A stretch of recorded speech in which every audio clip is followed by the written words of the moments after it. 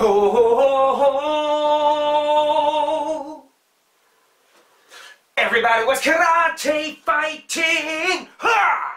Und das ist ehrlich gesagt für einige Leute auch mehr ihr Schicksal gewesen. Denn anders als sein Kultstatus war No Retreat, No Surrender, aka Karate-Tiger, für manche Leute auch tatsächlich der letzte Kampf, wie der Subtitel der deutschen Kinoauswertung war. Hauptdarsteller Kurt McKinney beispielsweise hat dann ein paar Jahre später gemeinsam mit Cynthia Rothrock noch in Female Justice mitgespielt.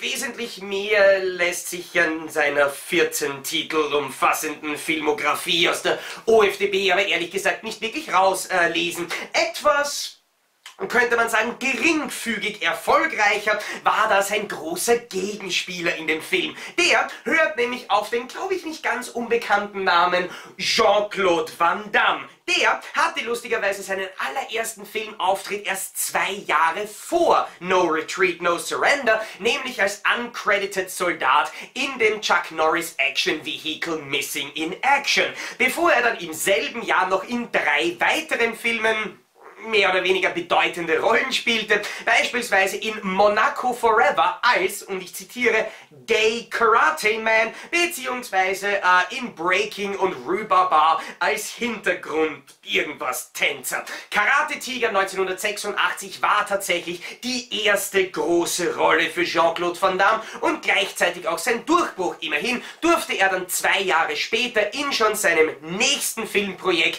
für Bloodsport vor der Kamera stehen. Und ich würde tatsächlich meinen, the rest is history. Genauso wie übrigens auch die Filmografie von Regisseur Corey Yuen relativ interessante History bietet. So ist wahrscheinlich eines seiner bekanntesten Werte die Action-Regie bei dem Jason Statham-Film The Transporter. Er hat allerdings auch noch Karate Tiger 2 gedreht, Lethal Lady, Iron Tiger, Jet Li is the Hero und Dead or Alive, the Movie. Und warte mal ganz kurz.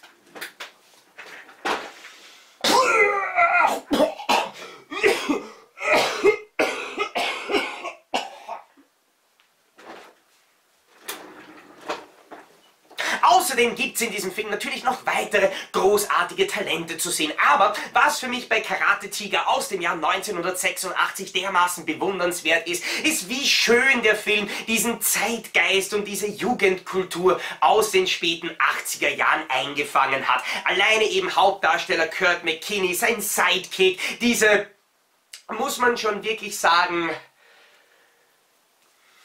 unangenehmen Rap- und Tanzeinlagen zwischendurch, das bietet bei dem Film einerseits massives Kultpotenzial, andererseits aber auch ein kleines bisschen Trash-Feeling. Und auch in Sachen Fassungsgeschichte ist No Retreat, No Surrender ein wirklich interessanter Film. Ursprünglich wurde er im deutschsprachigen Raum als Kinofassung, Videokassette bzw. in den Fernsehausstrahlungen und natürlich auch der deutschen DVD-Erstauflage von Ascot Elite nur in einer um ca. 5 Minuten geschnittenen Fassung ausgewertet. Dabei fehlten allerdings nur Handlungsszenen. Erst durch eine spätere DVD-Auflage von Splendid konnte man die ungekürzte internationale Kinofassung sehen. Und jetzt wird's wirklich interessant. Zum allerersten Mal, nämlich auf dem neuen Mediabook von Nameless, gibt's zusätzlich zur alten deutschen Kinofassung und zur internationalen Kinofassung, deren Liste der Auswertungen in der OFDB bereits mittlerweile eine dezente Länge angenommen hat, bekommt man in diesem neuen Mediabook noch eine dritte Fassung,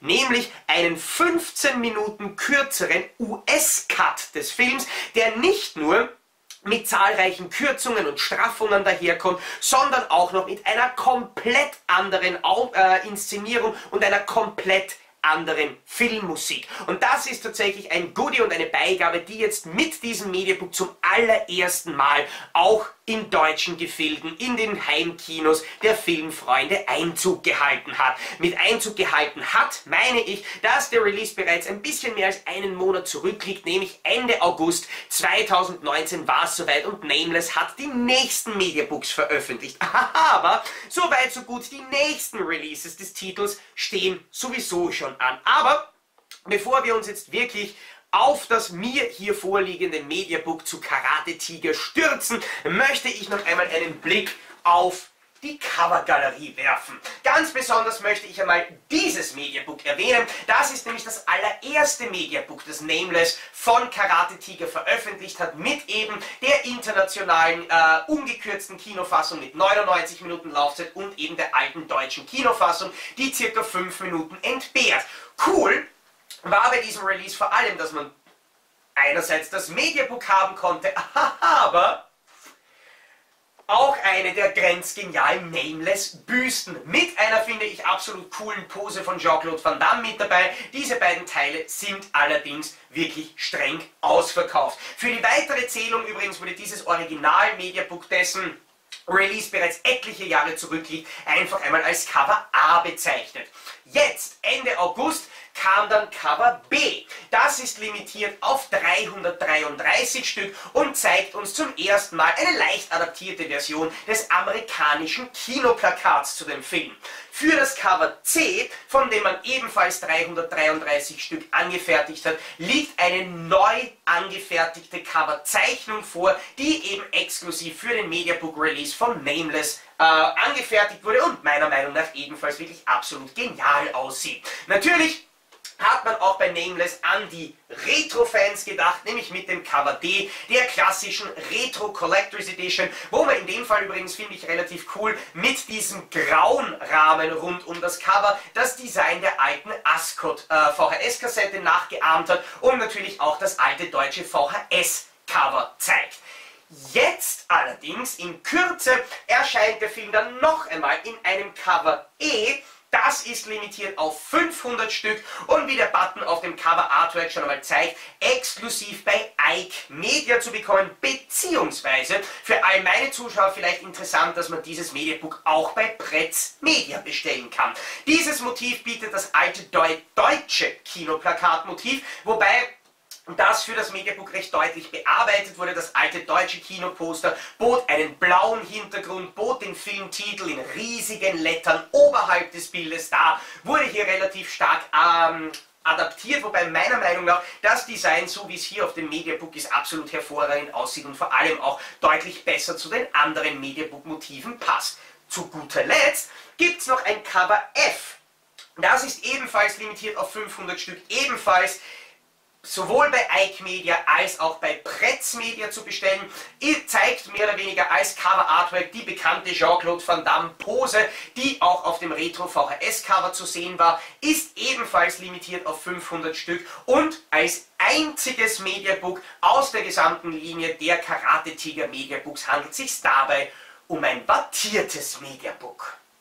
Bei mir ist jetzt allerdings ein ganz besonderes Mediabook gelandet und ich muss ja zugeben, als Nameless im August die neuen Mediabooks angekündigt hat, war es für mich echt schwer, mich für zwei Motive zu entscheiden und jeder, der mich kennt, weiß, das Retro-Motiv mit dieser Fotokollage ist einfach nicht mein Geschmack. Aber die Covers B und C finde ich absolut großartig und deswegen freue ich mich ganz besonders drauf, euch zwar mit ein bisschen Verspätung, aber trotzdem in der heutigen Ausgabe von Playzockers Blu-ray Check das limitierte Cover B mit dem amerikanischen Kinoplakat von Karate Tiger näher vorzustellen.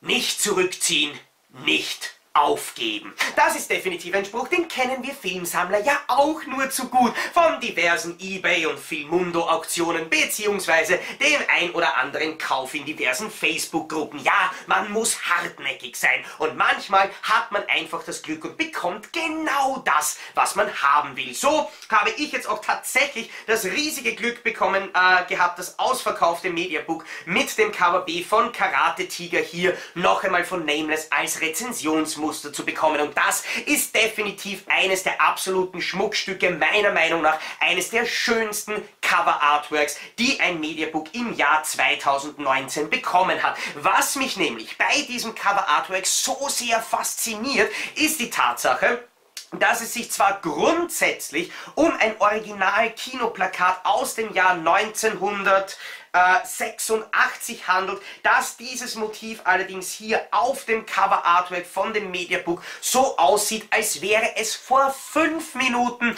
frisch gezeichnet worden. Und das ist, finde ich, absolut brillant. Wie großartig dieser Pinselstrich ist, wie schön scharf und klar die schwarzen Konturen gezeichnet wurden. Das ist einfach genial. Schön finde ich übrigens auch, wie dieses Cover-Artwork hier aufgebaut wurde. Wobei, man muss ja tatsächlich sagen, dass die Tatsache, wie dieses Cover aufgebaut ist, jetzt wirklich etwas absolut Unvorstellbares ist. Etwas, das man bei einem Kampfsportfilm ja doch wirklich sonst noch nie gesehen hat.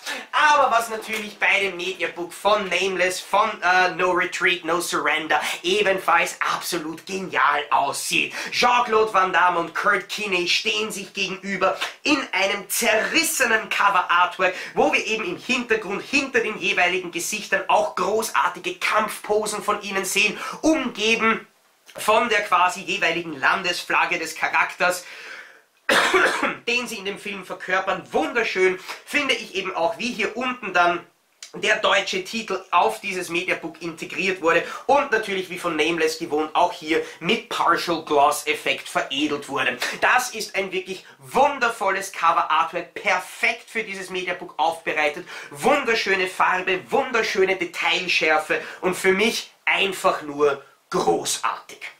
Wir können dann auf den Spine schauen, natürlich hier das Konterfei von Jean-Claude Van Damme, ebenfalls auch hier der Filmtitel mit Partial Gloss versehen und auf dem Backcover bekommen wir dann ein paar Ausschnitte aus dem Film. Hier eben eigentlich, was ich an der Stelle mal fragen möchte, ist es eigentlich legitim und in Ordnung, Karate Tiger als Bruce-Sploitation-Film zu bezeichnen? Immerhin, eigentlich ja, oder? Wir finden dann außerdem noch einmal eine Gegenüberstellung mit sehr, sehr coolen Bildern von den beiden Widersachern, mit der Inhaltsangabe des Films, mit den Cast-and-Crew-Angaben, den Details zum Film und natürlich auch mit der individuellen Limitierungsnummer eures Mediabooks als Hologrammsticker, wobei in meinem Fall hier natürlich das Pressemuster erwähnt wird. Sehr erwähnenswert ist eben auch noch das gesamte Bonusmaterial, das bei diesem Mediabook noch mit dabei ist. Eben einerseits die restaurierte internationale Kinofassung. Da muss man eben wirklich noch dazu sagen, dass sich Nameless große Mühe gegeben hat bei der Restauration, aber dazu später mehr.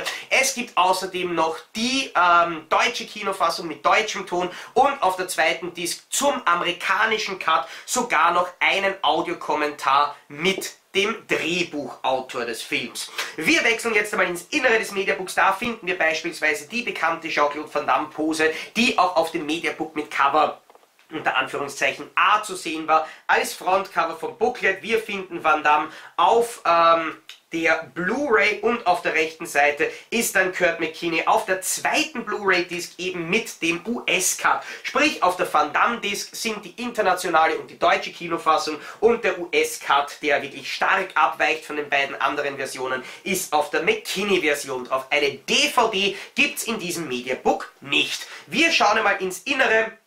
Da finden wir unterhalb der beiden Discs eigentlich eine recht coole Kampfszene, die allerdings nicht so ganz leicht zu erkennen ist, weil sie eben sehr hell und eben nur in Schwarz-Weiß gedruckt wurde. Generell ein bisschen ein Stil, der zum Beispiel auch beim Backcover von diesem Booklet vorherrscht. Sehr schön, finde ich an der Stelle aber eigentlich diese ganzen Zerstörungs- und Haar- und Verunreinigungseffekte, mit denen das Bild hier versehen wurde. Außerdem finden wir dann im Booklet, das wieder geschrieben wurde von Nando Rona, einige Bilder, die ebenfalls sehr stark verfremdet wurden. Das Ganze wieder mal sehr schön, finde ich, mit einem sehr ansprechenden Magazincharakter gestaltet. Nameless Booklets sind vom Design her einfach immer geil, muss man sagen. Außerdem finde ich noch cool, dass wir dann gegen Ende von dem Mediabook ein bisschen eine Covergalerie bekommen, die uns eben die 3 im August erschienenen Cover von Nameless noch einmal zeigt. Eben hier das mir vorliegende Cover, dann eben hier noch einmal schön und in groß für die Kamera das neu gezeichnete Artwork für Nameless, das meiner Meinung nach ebenfalls absolut hervorragend aussieht. Und dann das Retro-Motiv eben angelehnt an die alte deutsche VHS-Kassette von Ascot. Das ist wirklich ein wunderschön gestaltetes Booklet, das ist wirklich ein großartiges Mediabook und vor allem dieses Cover-Artwork finde ich einfach nur brillant. Ich glaube, es dürfte mittlerweile bekannt sein, dass der Film Karate Tiger aka No Retreat, No Surrender mit dieser Mediabook-Auflage nicht zum allerersten Mal in Deutschland auf Blu-ray erscheint. Nope-dope-dope.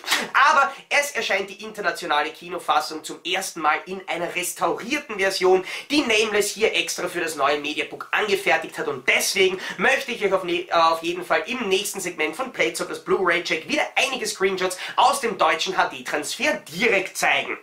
Ich möchte allerdings betonen, dass ich diese Bilder zwar alle selbst angefertigt und nicht irgendwie bearbeitet oder verfremdet habe, aber ich musste sie abspeichern, ins Video einfügen, dieses dann rendern und auf YouTube hochladen, weswegen die Bildqualität der Screenshots in der jetzt folgenden Slideshow nicht mehr 1:1 mit der tatsächlichen Blu-ray-Bildqualität übereinstimmen kann.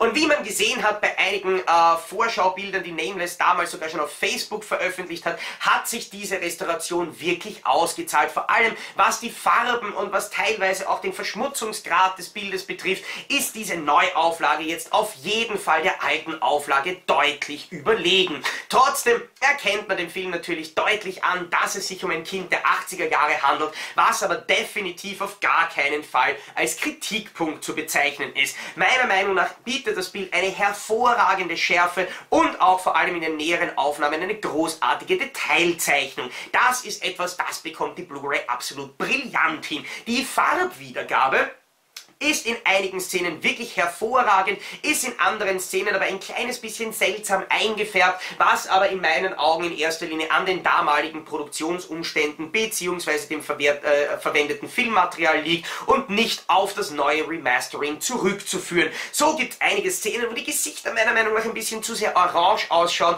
die allerdings direkt gefolgt werden von Szenen, die dann wieder absolut hervorragend aussehen. Ja, Transfer von Karate Tiger ist in diesem Sinne definitiv sehr gut ausgefallen. Ein bisschen macht sich die Körnung des Filmmaterials durch leichtes Rauschen im Hintergrund bemerkbar, aber auch das ist ehrlich gesagt kein Problem. Immerhin haben die 99 Minuten Film von der internationalen Kinofassung auf der Disc über 27 GB zur Verfügung gestellt bekommen.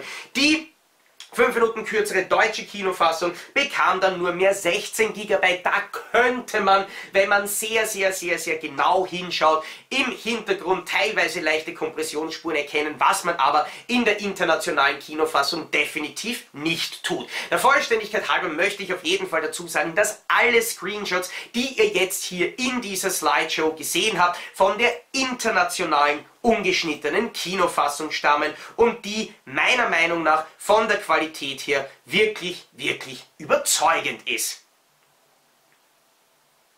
Selten schreit ein Film so sehr "Hallo, ich bin ein Kind aus den 80ern" wie No Retreat, No Surrender aka Karate Tiger mit Kurt McKinney und Jean-Claude Van Damme. Der Film bietet großartig inszenierte und hervorragend choreografierte Action-Szenen, die vor allem gegen Ende des Films dann auch wirklich sehenswert sind. Der Großteil des Films wird allerdings nicht von Dauerkloppereien und Action eingenommen, sondern von einer Handlung, die man eigentlich ein bisschen eher als jugendliche Version von Rocky bezeichnen könnte, mit einem einfach deutlich jüngeren Hauptcharakter. So stehen auch hier die mentalen Vorbereitungen bzw. das Training im Vordergrund. Was der Film allerdings dann noch mehr tut, ist sich nicht ganz so ernst nehmen wie Rocky. Ja, wir bekommen einige Rap- und Tanzpassagen, ja, wir bekommen einen absolut übertriebenen, verfressenen Klischee-Bösewicht, der für mich eher eigentlich noch als einer der 2 Bösewichte in Power Rangers gepasst hätte, und wir bekommen eigentlich einen ziemlich deutlichen und ziemlich absurden Bruceploitation-Einschlag, weil ja, Kurt McKinneys Charakter wird natürlich in seinem Kopf von niemand anderem als dem Meister höchstpersönlich trainiert. Und das ist eigentlich eine Handlung, die wir hier in Form von Bruceploitation schon das ein oder andere Mal vorgestellt bekommen haben, was ich allerdings noch nie aus einem amerikanischen Kinofilm serviert bekommen habe. Eine absolut absurde Mischung, die teilweise auch ein bisschen trashige Anleihen hat, die aber in erster Linie einfach nur deutlicher 80er Jahre Kult ist. Ein Film, den ich persönlich wirklich gefeiert und wirklich gemocht habe, wo ich jetzt auch sehr froh drüber bin, dass Nameless von diesem Film die wirklich beste Veröffentlichung anbietet, die es zu haben gibt eigentlich. Wir bekommen nämlich alle 3 relevanten Filmfassungen des Films serviert. Einerseits natürlich die komplett ungeschnittene internationale Kinofassung, dann die bekannte, leicht gekürzte deutsche Kinofassung und außerdem zum allerersten Mal im deutschsprachigen Raum auf einer zweiten Blu-ray noch den amerikanischen Kinocut, der 15 Minuten kürzer ist und komplett andere Musik bietet. Außerdem der dann noch begleitet von einem wirklich interessanten und hörenswerten Audiokommentar. Das Ganze verpackt in wunderschönen Mediabooks, wobei es mir persönlich ganz besonders die Covers B und C, nämlich eben einerseits das US-Kinoplakat beziehungsweise das neu für Nameless gezeichnete Motiv angetan haben. Für all jene, die jetzt dann Ende August 2019 leer ausgegangen sind, weil diese 333er Mediabooks wirklich verdammt schnell ausverkauft waren, die sollten sich jetzt ranhalten und entweder bei Ike Media oder bei Pretz-Media eines der 2 neuen Mediabooks sich zulegen, wobei mein persönlicher Favorit in diesem Fall definitiv das deutsche Kinoplakat ist mit, ich glaube, der Covernummer oder dem Coverbuchstaben E. Wattierte Mediabooks sind ja per se nicht so unbedingt meines, da ist auch das Motiv nicht unbedingt meines, aber das deutsche Kinoplakat ist meiner Meinung nach der perfekte Ersatz für all jene, die jetzt noch nicht zuschlagen konnten, weil die Mediabooks einfach so schnell ausverkauft waren. Für mich ist der Release definitiv einen Platz im Regal wert und in dem Sinne verzeiht mir, wenn ich noch ein bisschen mehr trainieren muss. Ho, ho, ho, ho. Hua! Also ganz im Ernst, also das finde ich schon noch immer geil, oder?